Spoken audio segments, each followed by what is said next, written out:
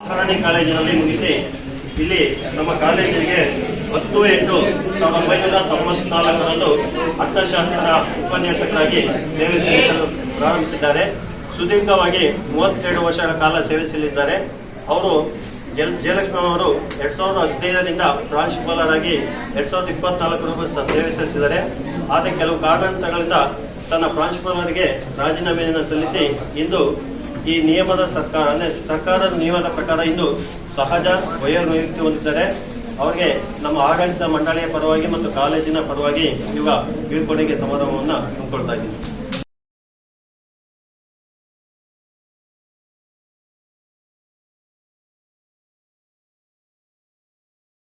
ಒಂದು ದಿನ ನಮಗೆ ಶ್ರೇಷ್ಠವಾದ ದಿನ. ನಿನ್ನೆ 30 ನಾನು ವೃತ್ತಿ ಜೀವನದಿಂದ ನಿವೃತ್ತಿಯನ್ನು ಹೊಂದಿದಂತ ದಿನ.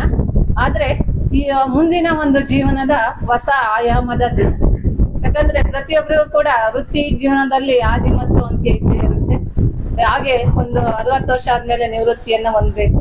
ಆದ್ರೆ ಹೊಸ ಬದುಕಿಗೆ ಒಂದು ಆಯಾಮದ ದಿನ.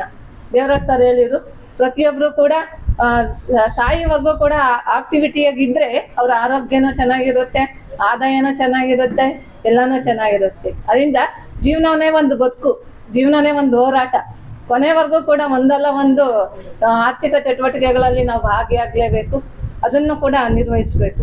ನಾನು ಈ ಒಂದು ಕಾಲೇಜಿಗೆ 1966ರಲ್ಲಿ ನಮ್ಮ ತಂದೆಗೆ ಶ್ರೀಮಾನ್ ಕರೇಗೌಡರವರು ನಿಮ್ಮ ಮಗಳು ಕಾಲೇಜಿಗೆ ಬರ್ತೈತಿ ಅಂತ ಕೇಳಿದಾಗ ನಮ್ಮ ತಂದೆಯವರು ಹೋಗ್ತೀನಮ್ಮ ಅಂತ ಕೇಳಿದ್ರು. ನಾನು ಖುಷಿಯಿಂದ ಈ ಕಾಲೇಜಿಗೆ ಬಂದೆ. ಯಾಕಂದ್ರೆ ಆಲ್ರೆಡಿ ನಾನು 93ರಲ್ಲಿ ಮಾರ್ಕ್ಸ್ ಕಾರ್ಡ್ ಬಂದ ತಕ್ಷಣನೇ ಲೋಕಪಾಲ ಪದವಿ ಪೂರ್ವ ಕಾಲೇಜು ಹುಲಿಕುಂಟೆನಲ್ಲಿ ಉಪನ್ಯಾಸಕಿಯಾಗಿ ಕೆಲಸ ಮಾಡ್ತಿದ್ದೆ. ಅನಂತರ ಪರಮೇಶ್ ಗೌಡರು ಬಂದರು, ವಿಶ್ವನಾಥ್ ಸರ್ ಬಂದರು, ಚಿಕ್ತಿಮ್ಮಯ್ಯರು ಬಂದರು. ಚಿಕ್ತಿಮ್ಮಯ್ಯರು ಮೊದಲೇ ಇದ್ರು, ಆಮೇಲೆ ನಾಗರಾಜ್ ಸರ್ ಬಂದರು. ಹಂಗೆ ನಮ್ಮಂತ ಸಿಬ್ಬಂದಿ ವರ್ಗ ಎಲ್ಲೂ ಸಿಗಲ್ಲ ಅನ್ನೋದು ಅದು ಅಕ್ಷರಃ ಸಹಜ. ನನ್ನ ಅನುಭವ ಕೂಡ. ನಾನು ಆ ಒಂದು ಕಾಲೇಜಲ್ಲಿ ಸುದೀರ್ಘವಾಗಿ ಸೇವೆಯನ್ನ ಸಲ್ಲಿಸಿದ್ದೀನಿ. ನನ್ನ ಬದನ್ನ ಮರೆಯಲ್ಲ, ಆಡಳಿತ ಮಂಡಳಿಯವ್ರನ್ನ ಮರೆಯೋದೇ ಇಲ್ಲ. ಪ್ರಕಾಶ್ ಗೌಡರು ಕೂಡ ಆ ಒಂದು ಆಡಳಿತ ಮಂಡಳಿ ನಮ್ಗೆ ಫಸ್ಟ್ ಸ್ಯಾಲರಿ ಕೊಟ್ಟಾಗ ಬರೀ 250 ರೂಪಾಯಿ ಕೊಟ್ಟಿದ್ರು. ನಾನು ಸರ್ ಇಷ್ಟೇ ಅಂದ್ರೆ ಈಗ ಇರೋದು ಇಷ್ಟೇ ಮೌಲ್ಯ ಕಣಮ್ಮ, ಮುಂದೆ ಅದು 25,000 50,000 ಆದ್ರೂ ಅದ್ರ ಬೆಲೆ ಈಗ ಅಷ್ಟೇ ಐತೆ ಅಂದ್ರು. ಅದನ್ನು ಕೂಡ ನಾನು ಮರೆಯಲ್ಲ. ನಮ್ಗೆ ಏನು ಸ್ಯಾಲ್ರಿ ಕೊಟ್ರು ವೇತನ ಕೊಟ್ರು ಅಷ್ಟೇ ಮುಖ್ಯ ಅಲ್ಲ, ನಾವು ಪ್ರಾಮಾಣಿಕವಾಗಿ ಸಾರ್ಥಕ ಸೇವೆಯನ್ನು ಸಲ್ಲಿಸಿದ್ದು ಅಷ್ಟು ಮುಖ್ಯ. ಯೋಚನೆ ಮಾಡಬೇಡ್ರಿ, ಇವತ್ತಲ್ಲ ನಾಳೆ ನಿಮ್ಗೊಂದು ಲೈಫ್ ಸಿಗುತ್ತೆ. ಇವತ್ತಲ್ಲ ನಾಳೆ ನೀವು ಯಾವುದೇ ಕಾರಣಕ್ಕೂ ಇರಬೇಡ್ರಿ, ಪಾಠ ಮಾಡ್ಕೊಂಡು ನಿಮ್ಮನ್ನು ಕೈ ಬಿಡಲ್ಲ ಅಂತ. ಇದಕ್ಕೆ ಕಾರಣ ಏನಪ್ಪ ಅಂತಂದರೆ, ನಮ್ಮ ಸಂಸ್ಥೆಯನ್ನು ನಡೆಸ್ತಕ್ಕಂಥ ಪುಣ್ಯಾತ್ಮರು ಗಡ್ಕರೇಗೌಡರು ನಮಗೆಲ್ಲರೂ ಸಮೇತ ಲೈಫ್ ಕೊಟ್ಟಿದ್ದಾರೆ. ಅದೊಂದೇ ಒಂದು ಜ್ಞಾಪಕವಾಗಿ ಈಗೇನು ಆಡಳಿತ ಮಂಡಳಿ ಇದೆ, ಆ ಆಡಳಿತ ಮಂಡಳಿಯವರೆಲ್ಲರೂ ಸಮೇತಗಿನ ಹಿಂದೆ ನಮ್ಮ ಯಜಮಾನರು ಅವ್ರಿಗೆಲ್ಲರೂ ಸಮೇತಗಿನ ಒಂದು ಉದ್ಯೋಗ ಕೊಟ್ಟಿದ್ದಾರೆ. ಸಂಬಳ ಇಲ್ಲದೆ ಇರಬಹುದು, ಅವರೆಲ್ಲ ಕೆಲಸ ಮಾಡ್ತಿದ್ರೆ. ಇವತ್ತು ನಾವೇನಾದರೂ ಕೈ ಬಿಟ್ಟರೆ ಅವ್ರು ಈಗಾಗಲೇ ಸ್ವರ್ಗಿದ್ದಾರೆ, ಮನೆಗೆ ಹೋಗ್ತಾರೆ. ಮನೆಗೆ ಹೋಗ್ಬೇಕಾದ್ರೆ ದುಃಖದಿಂದ ಹೋಗ್ತಾರೆ. ಯಾಕಂತಂದರೆ ಆ ಕಡೆ ಹುಲಿ, ಈ ಕಡೆ ದರಿ ಅನ್ನೋ ಸ್ಥಿತಿನಲ್ಲಿ ಈಗಾಗ ವಯಸ್ಸಾಗ್ಬಿಟ್ಟೈತೆ. ಬೇರೆ ಕಡೆ ಎಲ್ಲೂ ಸಹ ಹೋಗಿ ಅವರು ಕೆಲಸ ಮಾಡೋಕ್ಕೆ ಸಾಧ್ಯವಿಲ್ಲ. ಹೋಗ್ಬೇಕಾದ್ರೆ ದುಃಖ ಪಟ್ಕೊಂಡು ಹೋಗ್ತಾರೆ. ಇದುವರೆಗೂ ಸಮೇತ ಅವ್ರ ಹೆಣ್ಣರು ಮಕ್ಕಳು ಎಲ್ಲರೂ ಸಮೇತ ಈಗಿನ ಏನೋ ನಮ್ಮ ಯಜಮಾನ್ರಿಗೆ ಲೈಫ್ ಸಿಗುತ್ತೆ ಅಂತಂದು ಮದುವೆ ಆಗಬೇಕಾಗಿದ್ದಾಗ ಈ ಪ್ರಿನ್ಸಿಪಾಲ್ಗಳು ಲೆಕ್ಚರರ್ಸ್ಗಳನ್ನ ನಮ್ಮ ಯಜಮಾನ್ರು ಲೆಕ್ಚರ್ಲಾಗಿರುತ್ತೆ ಬೇರೆ ಕಡೆ ಮದುವೆ ಆಗಿರ್ಬೇಕಂತ ಹೆಣ್ಮಕ್ಳು ಇದ್ದಾರೆ. ಅವ್ರಿಗೆಲ್ಲರೂ ಸಹ ತೊಂದರೆ ಆಗ್ತೈತೆ. ಆದ್ದರಿಂದ ಮನೆಗೆ ಎಲ್ಲರೂ ಸಮೇತ ಈಗ ಒಂದು ತೀರ್ಮಾನ ಮಾಡಿರು. ಎಂಥದೋ ಅವತ್ತು ನಡೆಸಿದ್ದಾರೆ. ಕಷ್ಟ ಕಾಲದಲ್ಲಿ ಈ ಸಂಸ್ಥೆ ನಡೆಸಬೇಕಾಗಿದ್ದಾಗ, ರಾಮೇಗೌಡರು ನಡೆಸಬೇಕಾಗಿದ್ದಾಗ ಸುಮಾರು ವಿದ್ಯಾರ್ಥಿಗಳಿಗೆ ಅನ್ನದಾನವನ್ನು ಮಾಡಿಕೊಂಡು ಶಿಕ್ಷಣ ದಾನವನ್ನು ಮಾಡಿದ್ದಾರೆ.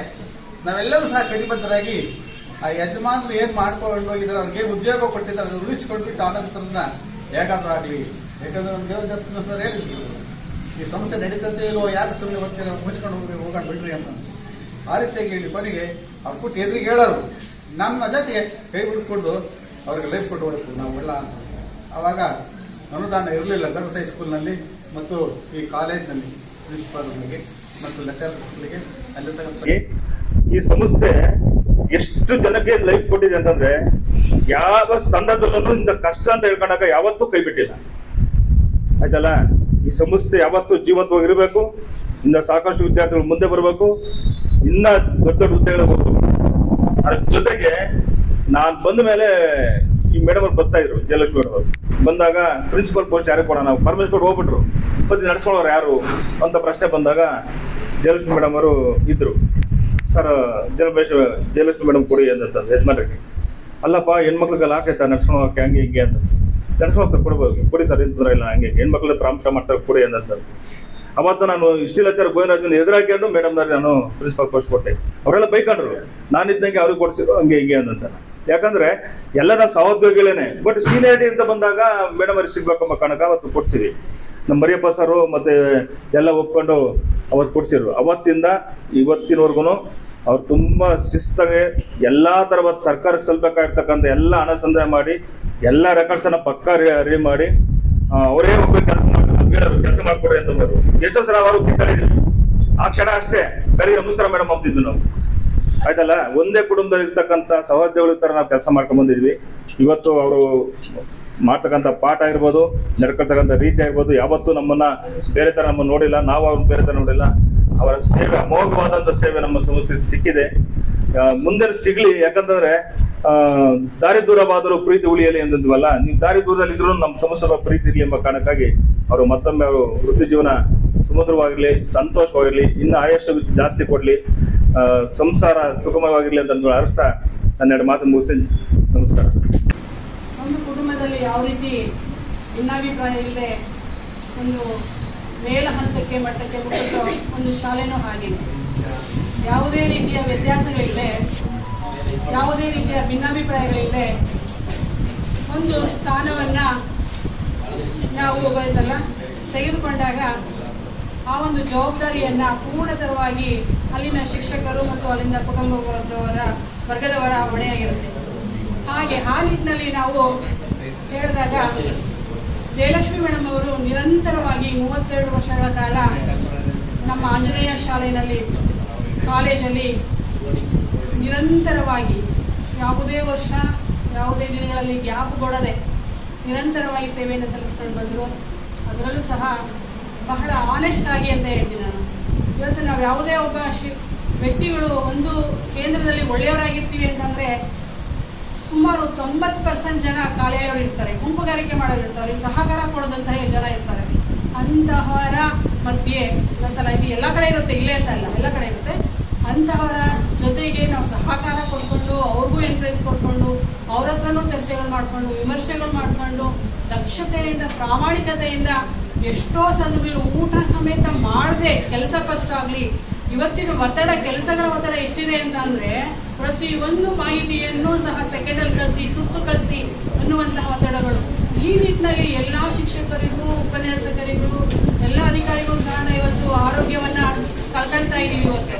ಅಂತಹ ನಿಟ್ಟಿನಲ್ಲಿ ಮೇಡಮ್ ಬಂದಲ್ಲ, ಯಾವುದೇ ಒಬ್ರು ಗೊತ್ತಲ್ಲ, ಅವ್ರ ಕಾಲೇಜಲ್ಲಿ ಗೊತ್ತಲ್ಲ, ಇವರು ಇರಲಿಲ್ಲ, ಕ್ಲರ್ಕ್ ಇರಲಿಲ್ಲ ಗೊತ್ತಲ್ಲ, ಅಂತಹ ಎಲ್ಲ ಕೆಲಸಗಳನ್ನು ಸಹ ಇವರು ಕೆಲಸಗಳನ್ನು ಎನಿ ಟೈಮ್ ಮಾಡ್ತೀನಿ. ನಾನು ಅನಿವಾರ್ಯವಾಗಿ ಮೇಡಮ್ ಸ್ವಲ್ಪ ಬಂದು ನೋಡ್ತಾ ಇದ್ರೆ ಎನಿ ಟೈಮ್ ಏನಾದರೂ ಕೆಲಸ ಮಾಡ್ತಾ ಇದ್ರು. ಬಹುಶಃ ಪರಮೇಶ್ ಗೌಡರು ಎಲ್ಲ ಉಪನ್ಯಾಸಕರಿಗೂ ಒಬ್ಬ ಮೂಲ ಕೇಂದ್ರ ತುಂಬಿದ ವ್ಯಕ್ತಿ. ಆ 200 ರೂಪಾಯಿನಲ್ಲಿ ನಾವೇನು ಮಾಡ್ತಿದ್ವಿ ಅಂದರೆ, ನಾನು ಬರುವಾಗ ಬಹುಶಃ 2.5 ರೂಪಾಯಿ ಚಾರ್ಜ್ ಆ ಟೈಮಲ್ಲಿ. ಇಲ್ಲ, ಪರಿಚಯ ಆದ ತಕ್ಷಣ ನಮಗೆ ಯಾರೋ ನಮ್ಮ ಪರಮೇಶ್ ಗೌಡರು ಒಂದು ಎಕ್ಸೆಲ್ ಗಾಡಿ ಇಟ್ಕೊಂಡಿದ್ರು. ಆ ಎಕ್ಸೆಲ್ ಗಾಡಿನಲ್ಲಿ ಏನೋ ಒಂದು ಖುಷಿ ನಮಗೆ. ಏನು 20,000 ಸಂಬಳದ ಅಂತಾರೆ, 50,000 ರೂಪಾಯಿ ಸಂಬಳದ ಅಂತಾರೆ ಏನಂತ ಏನಿಲ್ಲ, ಅಷ್ಟು ಖುಷಿ. ನಮ್ಮ ಗೌಡ್ರು ಬರೀ 500 ರೂಪಾಯಿ ಕೊಟ್ಟರೆ ಸಾಕು. ಇವತ್ತು ಕೂಡ ನಾನು ಮರೆಯಲ್ಲ. ಅದನ್ನ ಫಸ್ಟು ಲಾಸ್ಟು ಯಾವತ್ತೂ ಮರಿಬಾರ್ದಂತ ಜೀವನದಲ್ಲಿ. ನನಗೆ 500 ರೂಪಾಯಿ ಕೊಟ್ಟ ತಕ್ಷಣ ಇದು great memory in my life. ಇದನ್ನು ಮರಿಬಾರ್ದಂತ ಹೇಳ್ಬಿಟ್ಟು ನಾನೇ ಮಾಡಿದೆ, ಒಂದು ಸ್ವೆಟರ್ ತಗೊಂಡಿಟ್ಟು 500 ರೂಪಾಯಿ ಇವತ್ತು ಕೂಡ ಹಂಗೆ ಇಟ್ಟಿದ್ದೀನಿ ನಾನು. ಯಾಕಂದರೆ ಹಳೆಯ ತಿರುವೇ ಇತಿಹಾಸ. ಹಳೆಯ ತಿರುವು ಇತಿಹಾಸ ಇಲ್ಲಂದ್ರೆ ಯಾರಿಗೂ ಗೊತ್ತಾಗೋದಿಲ್ಲ. ಲೈಫು ಪಾಸ್ಟ್ ಇವೆಂಟ್ಸ್ ಯಾವತ್ತೂ ಕೂಡ, ಆ ಪಾಸ್ಟ್ ಇವೆಂಟ್ಸ್ ಅನ್ನ ನಾವು ಯಾವತ್ತೂ ಮರೆಯಕ್ಕಾಗಲ್ಲ. ಖುಷಿ ಪಡ್ಬೇಕಷ್ಟೇ. ಅವರ ಒಂದು ಮೌಲ್ಯ ಸಿದ್ಧಾಂತಗಳು ಇಟ್ಕೊಂಡು ಏನ್ ಮಾಡಿದ್ರು ಅದು ಜೀವನದಲ್ಲಿ ಪ್ರತಿಯೊಬ್ಬರು ಅಳವಡಿಸ್ಕೊಂಡ್ರೆ ಅನ್ನೋ ಉದ್ದೇಶಕ್ಕೆ ಇವತ್ತು ನಮ್ಮ ನಂದೀಶ್ ಅವರು ಅದು ಸುದೀರ್ಘವಾಗಿ ಅವರು ಮಾತಾಡಿರು. ಇವತ್ತು ನಿಜವಾಗ್ಲೂ ಹೇಳ್ತೀವಿ, ನಮ್ಮ ಸಂಸ್ಥೆ ಇವತ್ತು ಕೇವಲ ನಮ್ಮದು ಕನ್ನಡ ಮೀಡಿಯಂ ಶಾಲೆ ಅಂಥದ್ರಲ್ಲಿ ನಾವು ಇವತ್ತವ್ರು 1963-64 ಇವತ್ತವ್ರು ನಡ್ಕೊಂಡ್ಬಂದೈತೆ ಅಂದರೆ, ಇವತ್ತು ವಿದ್ಯಾರ್ಥಿಗಳ ಜೊತೆಗೆ ನಮ್ಮ ಏನು ಇವತ್ತು ಉಪನ್ಯಾಸಕರಿದ್ದಾರೆ, ಆಮೇಲೆ ಜೊತೆಗೆ ನಮ್ಮ ಏನು ನಮ್ಮ ಪ್ರೌಢಶಾಲೆಯ ಉಪಾಧ್ಯಾಯರಿದ್ದಾರೆ, ಅವರು ಸಹ ಇವತ್ತು ಬಾಲಕಿಯರ ಪ್ರೌಢಶಾಲೆಯಲ್ಲಿ ಇವತ್ತು ಅವರು ಅಷ್ಟೇ, ಅವರು ಇವತ್ತು ಕೇವಲ 10 ತಿಂಗಳು ಸಂಬಳ ತಗೊಂಡು ನಮ್ಮ ಜಯರಾಮಯ್ಯ ನಿವೃತ್ತಿ ಹೊಂದಿರು.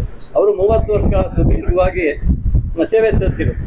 ಇವತ್ತು ನಮ್ಮ ಗೋವಿಂದರಾಜ್ ಅವರು ಕೇವಲ 1.5 ವರ್ಷ ಸಂಬಳ ತಗೊಂಡು ಇವತ್ತು ಅವರು ನಿವೃತ್ತಿ ಹೊಂದಿದ್ದಾರೆ. ಹಾಗೆಯೇ ನಮ್ಮ ಜಯಲಕ್ಷ್ಮಿ ಮೇಡಮ್ನವರು ಇವತ್ತು 3 ವರ್ಷ ಅಂದರೆ 36 ತಿಂಗಳು ಅಂದರೆ 33 ವರ್ಷ ಅವರ ಸುದೀರ್ಘ ಜೀವನದಲ್ಲಿ ಅವತ್ತು ಅವರು ಕಾಲೇಜಲ್ಲಿ 3 ವರ್ಷ WH ಹನುಮಂತಪ್ಪ ಸ್ಮಾರಕ ಅಂದ್ರೆ ಅದರಲ್ಲೂ ನಾನೊಬ್ಬ ನಿರ್ದೇಶಕ.